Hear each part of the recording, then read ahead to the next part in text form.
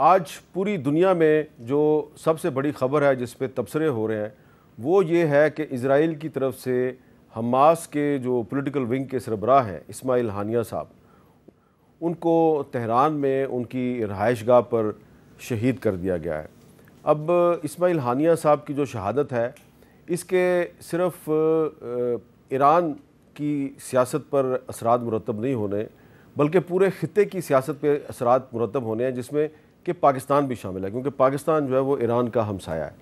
اور اس وقت جو اہم ترین سوال یہ پوچھا جا رہا ہے کہ یہ جو اسماعیل ہانیہ صاحب کو تہران میں شہید کیا گیا ہے تو کیا یہ اب ایران کے لیے ٹیسٹ کیس ہے یا تمام مسلم ممالک کے لیے ٹیسٹ کیس ہے؟ میں آپ کو اسماعیل ہانیہ صاحب کے بہت سے سٹیٹمنٹس، ان کی تقریروں کے کلپس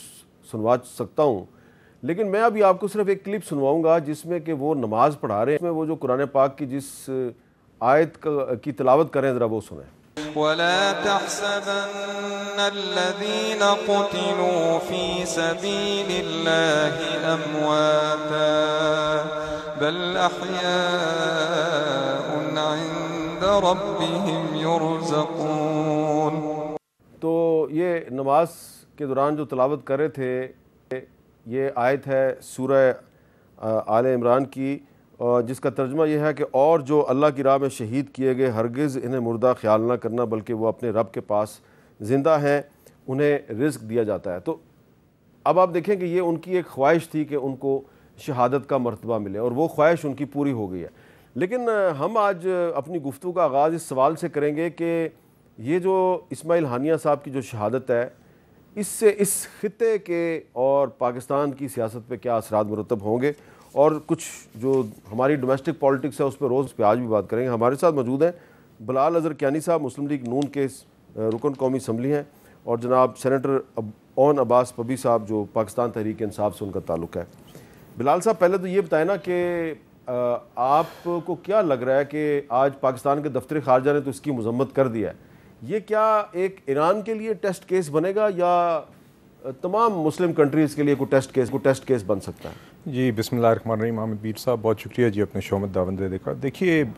میرے خیال سے جی بہت ہی ایک افسوسناک واقعہ ہے ایک ایسے تناظر میں جہاں پہ جب سے اسرائیل نے یہ اوفینسو لانچ کیا اور اوفینسو کے نام پہ ایک جینوسائیڈ کیری آؤٹ کیا ہے،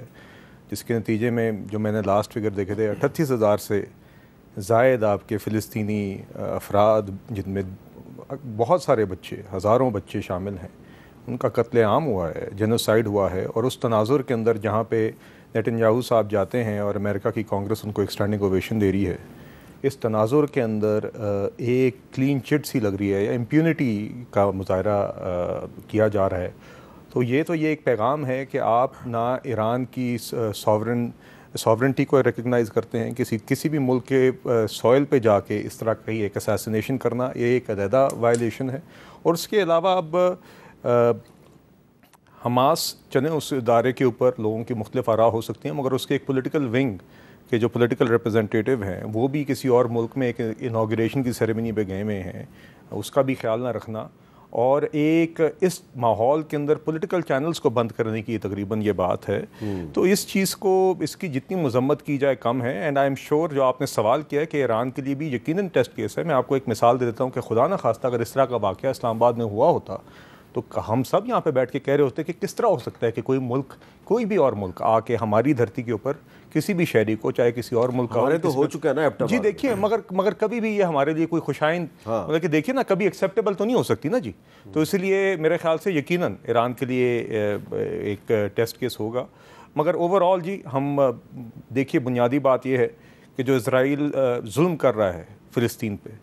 بنیادی مقصد یہی رہنا چاہیے کہ اس کو ختم ہونا چاہیے اور اس طرح کی جو کرائمز ہیں ان کا ازالہ ہونا چاہیے جی۔ اچھا اون صاحب، آپ کو یاد ہوگا کہ کافی سال پہلے ہمارے ملک میں ایبٹ آباد میں ایک بلال ٹاؤن تھا، وہاں پہ ایسی ہی کارروائی کی تھی، امریکہ کے ہیلی کاپٹر آئے، کارروائی کی، اسامہ بن لادن کو مارا، اٹھایا اور ساتھ لے گئے۔ تو آپ کو لگتا ہے کہ اس کا کچھ نہیں کر سکے؟ ہم نے ایک بندہ گرفتار کر لیا، ڈاکٹر شکیل افریدی کو گرفتار کر لیا، ابھی تک گرفتار ہے، ہوا کچھ نہیں ابھی تک، تو ایران بھی کچھ نہیں کر سکے گا۔ اعوذ باللہ من الشیطان الرجیم، بسم اللہ الرحمن الرحیم۔ ویسے میر صاحب اگر سوچیں نا تو جہاں دنیا میں اتنے بڑے بڑے ملک اس حوالے سے کچھ نہیں کر سکتے، سعودی عرب کو ڈسکس کرتے ہیں، کیا اسماعیل ہانیہ کی ابھی تک سعودی عرب نے کنڈمنیشن کی ہے؟ نہیں۔ اس وقت معاشی جو ایشوز ہیں وہ ملکوں کے لیے زیادہ امپورٹنٹ ہے بجائے کہ جذبات میں آ کے اسلامی ممالک کے ہیڈ بن کے کوئی اس طرح کی اسٹیٹمنٹ دی جائے۔ ہمارے ملک سے جب کسی کو اٹھایا گیا پہلے کیس بلڈ کیا جاتا ہے، رضا غازی خان سے کانسی کو اٹھایا گیا تھا، پھر شکیل افریدی گیا، پھر یہ بلال ٹاؤن سے ایبٹ آباد سے ہوا، اس کے بعد کیا آتا ہے ایک کنڈیم کرتے خاموشی ہے۔ اس کی وجہ ہے کہ جو ملک اس کی بیکنگ کر رہا ہے، امریکہ کی بات کریں، اس کے سامنے کوئی نہیں کھڑا ہو سکتا۔ حقیقت یہ ہے کہ آج امت مسلمہ کے لیے ایک سوال ہے، are you willing to stand up? ہمارا اتنا ایک سوشل فیبرک کمزور ہو گیا ہے کہ جب تک سعودی عرب لیڈ نہیں کرتا ہم میں سے کوئی بولتا نہیں، وہ کیا پدی اور پدی کا شوربہ، ہماری کنڈمنیشن سے کیا ہونا ہے، لیکن جس نے لیڈ کرنا ہے وہ خاموش ہے۔ اب غزہ میں جیسے کیانی صاحب نے کہا 31-32 ہزار لوگ اس سے پہلے شہید ہوئے، اسماعیل ہانیہ اس میں ایک ہے، اس کے نواسے، اس کے پوتے پوتیاں، 4 بیٹے، مطلب ایک ہی گھر کے 13 افراد شہید ہو چکے، کوئی نہیں بولا۔ آج اسماعیل ہانیہ بھی چلا گیا، تو کل کو جب یہی کسی اور ملک کے ساتھ ہو تو پھر سارے خاموش ہو جائیں گے۔ بیسیکلی ہے ہم سارے تقریباً جو ہے نا اس وقت زندہ لاشیں بن چکے ہیں، ہم میں سے کوئی بھی اتنی جرت نہیں رکھ سکتا کہ اس وقت دنیا میں اسرائیل کے خلاف بول سکے۔ ایران کیسے ریاکٹ کیا؟ ایران کے اوپر پچھلی دفعہ اٹیک ہوا تھا تو انہوں نے کوئی 400 کے قریب میزائلز ہوا میں مارے، سارے کے سارے ختم ہو گئے سوائے 3 یا 4 نیچے گرے، خاموش ہو گئے۔ اس سے زیادہ وہ بھی ریاکشن نہیں کر سکا بیکاز ہر ملک کی اپنی ایک لمیٹیشنز ہیں۔ بٹ ہیونگ سیڈ دیٹ، اگر ہم اس ملک میں بیٹھ کے کچھ اور نہیں کر سکتے، کم از کم یہ ضرور کیسے اس کا شہادت کا درجہ ہے ہمیں کنڈیم کرنا چاہیے۔ اور کہیں نہ کہیں اگر اس ملک میں آج وہ سینیٹر ہمارے یہاں پہ ہوتے تھے جو یہاں پہ پروٹیسٹ کے لیے آئے تھے، ٹھیک، مشتاق احمد خان صاحب، جی، اس کے ساتھ جس قسم کا اسلام آباد پولیس نے رویہ رکھا اور کیا کہہ رہے تھے کہ یار کم از کم کوئی کنڈیم کر دو، کوئی غزہ کے لوگوں کے لیے بات ہی کر دو، اسماعیل ہانیہ کے ساتھ تعزیت کرو۔ تعزیت نہیں، اس وقت شہباز شریف صاحب میں کم از کم وہ تعزیت کے لفظ نہیں ادا کر سکے، کیوں؟ کیونکہ وہ حماس کا وہ تھا، انہوں نے کہا جی اس کا تو یہ تو وہ کیا کہتے ہیں دہشت گرد تنظیم ہے، ہمارے خلاف آ جائے گا۔ سو جہاں پہ آپ کو کنڈیم کرنے کی کسی ملک کے شہری وزیر اعظم کو اجازت نہ ہو، وہ آپ کیا کر سکتے ہیں؟ سو ساری دنیا کا، سارے اسلامی ممالک کا ایک ہی حال ہے۔ اچھا بلال صاحب، آپ کو نہیں لگتا کہ اگر اس معاملے میں ایران جو ہے وہ کوئی بڑا ریئیکشن نہیں دکھاتا تو الٹیمیٹلی ہوگا یہ کہ مسلم ممالک کی حکومتوں اور عوام کے درمیان خلیج بڑھے گی اور اینٹی امریکنزم پھیلے گی اور اس کا فائدہ ایکسٹریمسٹ فورسز اٹھائیں گی؟ جی دیکھیے میر صاحب، بات یہ ہے کہ جب اتنا مطلب کہ میری کم از کم زندگی میں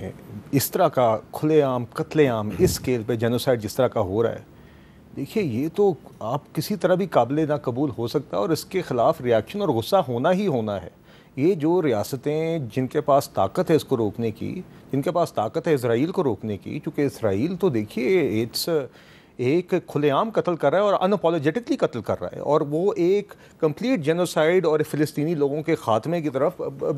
دن بدن بڑھ رہا ہے، اور وہ اس مشن کے اوپر ہے اور نہ اس کو چھپا رہا ہے۔ انٹرنیشنل کورٹس جو مرضی کہہ لیں وہ نہیں رک رہے۔ اگر امریکن کانگریس یا اس طرح کی پاورز کوئی پروٹیکشن حاصل ہوگی، آپ یہ اندازہ کر لیں کہ اس طرح کی چیز کہیں اور ہوئی ہوتی جو اسرائیل فلسطین میں کر رہا ہے تو کیا قہر مچ گیا ہوتا، ویسٹرن ڈیموکریسیز نے کیا کیا آج تک کر لیا ہوتا۔ تو دیکھیے ایک جو آپ کا سوال ہے نا کہ خلیج بڑھے گی، جب تک یہ ظلم نہیں رکے گا یہ خلیج بڑھے گی، باقی جو مرضی ہوتا رہے۔ تو دیکھیے یہ ریاستوں کو آپ جب قتل عام، تو اس کے ظلم کو روکنے کے لیے جو مسلم کنٹریز ہیں وہ کوئی انیشیٹو نہیں لے سکتے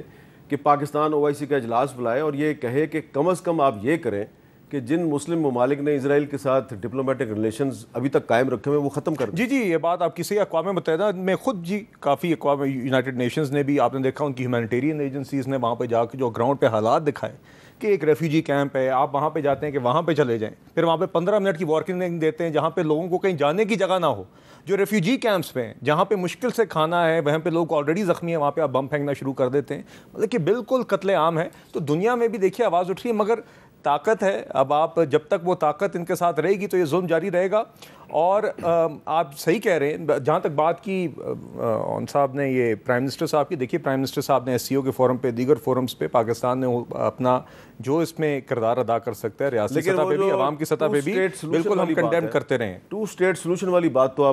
اب ختم ہوگی نا،